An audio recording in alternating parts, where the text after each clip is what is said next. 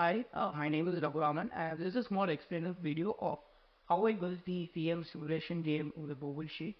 So, before I even started building the game, I came down with 5 key takeaways that I wanted the players to have once they finish playing the game.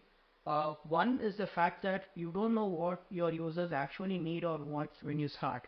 Right, so the only way you can know is through market or user research. So that's number one. Number two is the fact that market dynamics are unpredictable. While you might plan something and choose to do something in a specific way, market might respond entirely different. And third is the fact that you can choose to enhance your value proposition and try to retain a specific market share, or you can choose to develop common features which is applicable across multiple user personas. It's entirely your. Fourth is the fact that whichever player provides the maximum amount of value acquires that particular user or solves the most number of pain points, basically acquires that particular user. Fifth is the difference between a user and a user persona. So these are the 5 key takeaways that I wanted them to have when they finish playing this game. So first, let me explain the overall concept of the game. So I built this in such a way that it is scalable. So you might play with 2 players, or you can play with 100 players. It's completely dependent on you. Second is that there are totally 100 users in this specific version. So each user corresponds to 1% market share. So if let's say you build a feature and you acquire, let's say, 10 users, it corresponds to 10% market share. And each user that you acquire contributes to 100 rupees in revenue. And in this example, since you acquire 10% market share, which is for 10 users, you gain 1000 rupees in revenue. So the player who gets the most amount of revenue at the end of the 10th sprint basically wins the game. So that's the overall concept of the game.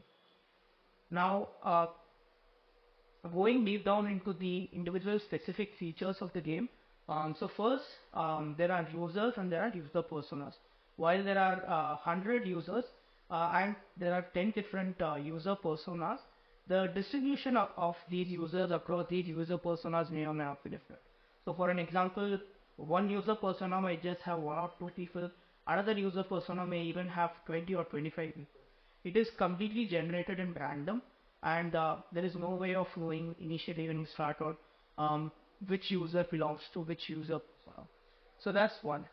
Second is that there are actually 20 different features which are built to address specific 20 pain points for different user requirements, right? And these features are named from 1 to 20, so it's just feature 1 to till feature 20.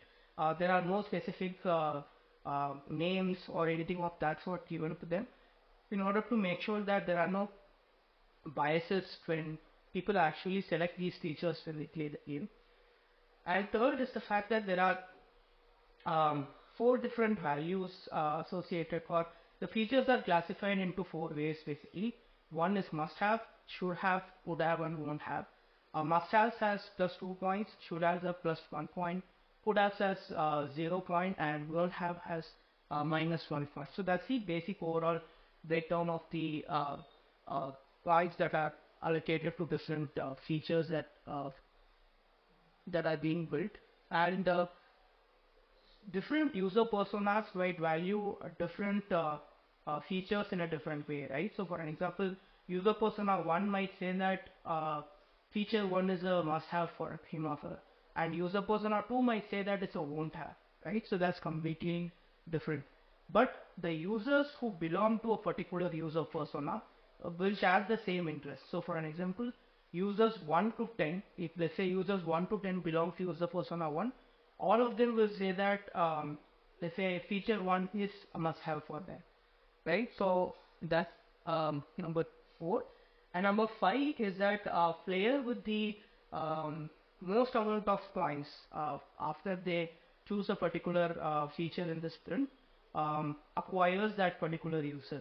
So in case there are, let's say, 2 or 3 users or one number of users who get the maximum points, then the market share of that particular user is equally distributed across those particular players who acquires that user. So for an example, if let's say let's say two different people uh, acquire, or two different people secures the most number of points for user 5, then both of these users, let's say user 1 and 2, player 1 and 2 in this case, both of those players will get 0.5% market share of this particular user 5. So it's equally split basically. And at the end of each sprint, you choose a particular feature. Um, so based on the feature that you select, after I enter in the Google Sheet on which feature you have selected, you will be provided with the market share that you have obtained. So that's the only data you will get on which feature you selected and how much market share that you obtained. Just that. And based on that market share, how much revenue you generated in that specific sprint. In order to keep things interesting, I've introduced these concepts of market and user research. So market research is a one-time thing that they can buy, which will cost 1,000 rupees, and this market share will contain details of the distribution of users across different user personas, which will basically say user 1 to 10 belong to user persona 1, maybe 11 to 15 belong to user persona 2, so on and so forth. So with that market research data, basically we'll be able to know which particular user persona that you want to focus, right? You as a player basically. And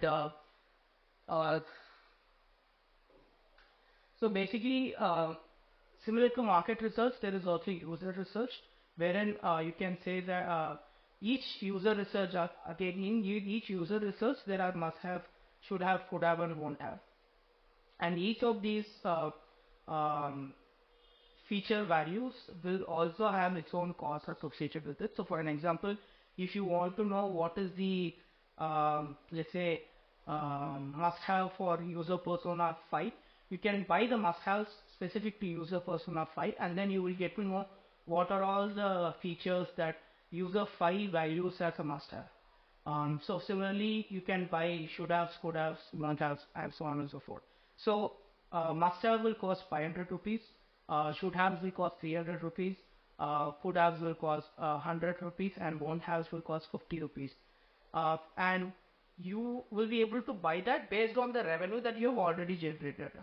So initially when you start, basically you start from zero, which means that at the first sprint you will not know or you will not have any data on what is the user distribution or what is the user requirements, right? But from the next sprint, based on the revenue that you have generated, you will be able to buy these market and user research data, based on which you can make your own decisions. And second interesting fact is that you can choose to discuss among yourselves, and you can strategize. So if there are 100 users, you can maybe collude with other players saying that okay, you focus on this particular persona and I will focus on this, and then maybe you can split revenues or whatever. That's completely up to you. So you're completely open to discuss among yourselves, strategize, and do whatever you want.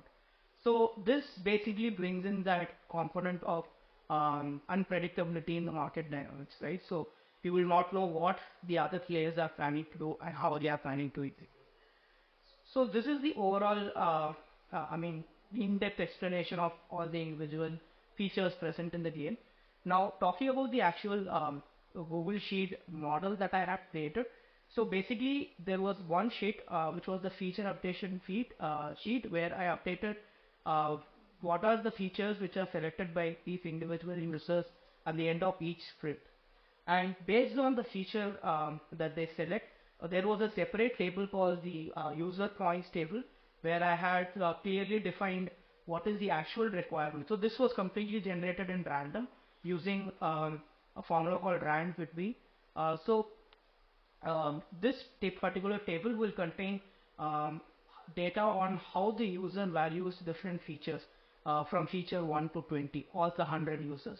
And based on this user points table and based on feature that you selected, or there are 10 different sprint sheets. So each sprint will have its own sheet, and in this specific sheet, the data will get populated on how much points you received for this particular sprint. And since there are these 10 different sprint sheets, all of these data are cumulated together in another sheet called the total score sheet, where you will get detail on what is the total score that you have generated from the start, from sprint 1 to sprint 10. And this will get translated into market share, saying how many. Okay, so before going to market share, based on the total score you have generated, there will be two different rows at the end, which will say what is the highest score and how many players have secured that highest score. And based on this specific data, whichever players have scored, let's say if one person has scored the most number of points for that particular user, basically he will get 1% market share of that particular user. But in case, let's say, 5 different people have chosen the, have obtained the maximum score for that particular user, which means all of those 5 players will get 0.2% of that particular user's market share. If, let's say, there are 10 users who are under one user persona, it means that then he has secured 2% totally, because all the users anyway share the same user preferences. So if, let's say, there are 10 users in a particular user persona, and you selected all of these 5 users selected the same or maybe different features, ultimately securing the maximum amount of points for a particular user persona, all of these users will basically have it split among them, and in this case all of them will get 2% market share out of that particular user persona who has 10 users, right? So, and then based on this market share data that is available, the revenue will be calculated, and that will also be populated individually. So once this revenue is calculated, again there is one more dashboard sheet where the same data will get updated, but it would be easier to show and show the users on how the market reacted for the features that they had selected at the end of this. So this is the overall working of how the Google Sheet functions. And coming to how the game was actually played, so I gave all the so I played it with 5 different colleagues of mine, Akhil, Karan, Sandesh, Shubhangi and Muskan. And what I did was we played it at around 3:30 in the morning. So I gave all these 5 people 5 different sheets, and these sheets had 2 tables in them. All of these sheets have 2 tables. One table for you to note down which feature how a particular user values different features based on the market and user research data that you obtain. That is for you.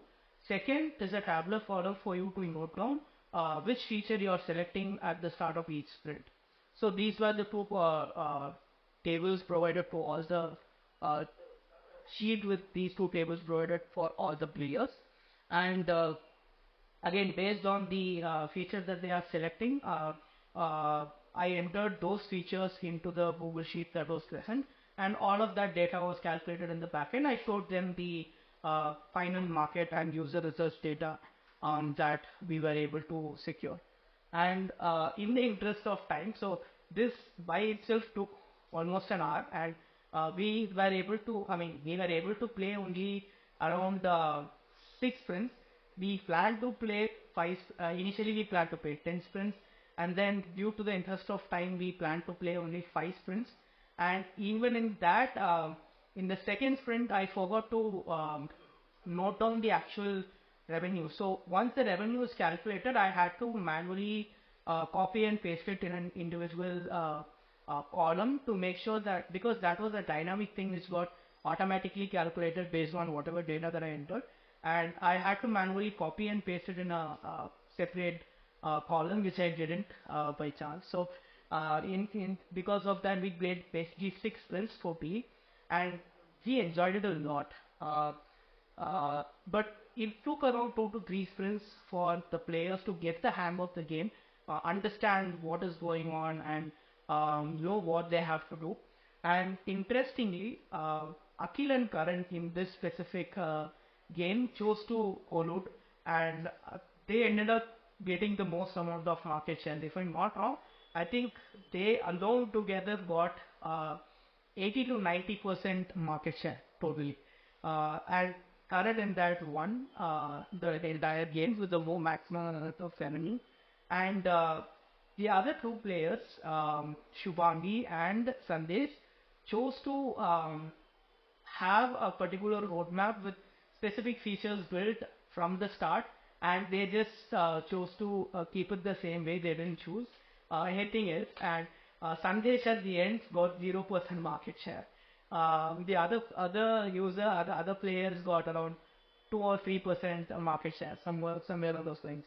So in the end, it was fun.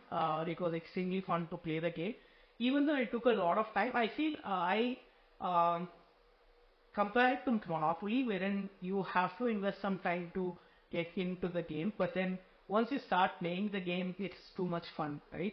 And in this specific thing, I chose to manually, once they entered it on the sheet, entered it on the paper that I had given them, I manually noted down in the sheet. But initially, what I had planned to do was to have a Google sheet wherein, Google Forms wherein I collected data at the end of each sprint, and then I just thought of copy pasting all those at a single time.